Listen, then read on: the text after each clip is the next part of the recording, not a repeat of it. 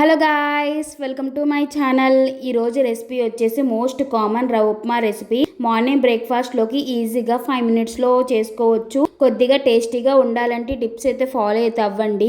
First దీనికి కావాల్సిన ingredients 3 onions and 6 green chillies. ఇలా ఈ వీడియోలో కనబడిన విధంగా స్లైసెస్ కింద అయితే కట్ చేసుకోండి. Onions and green chillies. Stove వెలిగించుకుని ఒక పాన్ అయితే పెట్టుకోవాలి, మందంగా ఉన్న పాన్. దాంట్లో 2 or 3 table spoons of oil అయితే వేసుకుని అండ్ 2 టేబుల్ స్పూన్ ఆఫ్ శనగపప్పు అండ్ 1 టేబుల్ స్పూన్ ఆఫ్ ఆవాలు వేసుకుని బాగా అయితే కలుపుకోవాలి. ఇందాక కట్ చేసి పెట్టుకున్న ఆనియన్స్ అండ్ గ్రీన్ చిల్లీస్ వేసుకుని బాగా అయితే వేపుకోవాలి. పోపు ఎంత బాగా వేగితే మనకు ఉప్మా టేస్ట్ అన్నది అంత బాగా అయితే వస్తుంది. మనకు కావాలంటే వేరుశనగ గుళ్ళు, జీడిపప్పు కూడా వేసుకోవచ్చు. టేస్ట్ అన్నది చాలా బాగుంటది. కరివేపాకు ఇవన్నీ వేసుకుని బాగా అయితే కలుపుకోవాలి. మన పోపు ఎంత బాగా వేగితే టేస్ట్ అన్నది అంత బాగుంటది. సో సూజీ రవ్వ అన్నది అయితే తీసుకుంటున్నాను. ఉప్మా రవ్వ అని కూడా అంటారు. సో 1 కప్ ఆఫ్ ఉప్మా రవ్వకి 3 cups ఆఫ్ వాటర్ అయితే వేసుకోవాలి. వేసుకుని దాన్ని బాగా అయితే కలుపుకోవాలి. కలుపుకున్న తర్వాత లైట్ గా అన్నది సాల్ట్ అయితే యాడ్ అయితే చేసుకోవాలి.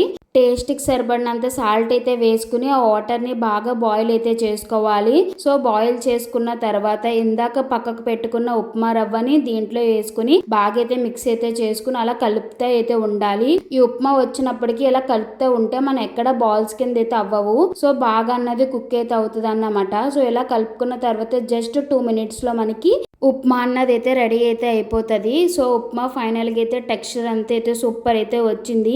యాస్టీస్ నేను చెప్పిన మెజర్మెంట్స్ అయితే తీసుకోండి. మళ్ళీ చెప్తున్నా 1 cup ఆఫ్ రవ్వకి 3 cups ఆఫ్ వాటర్ అయితే వేసుకోవాలి. ఈ వాటర్ అండ్ రవ్వ అయితే పక్కా ఈ రెండు కూడా మెజర్మెంట్సే.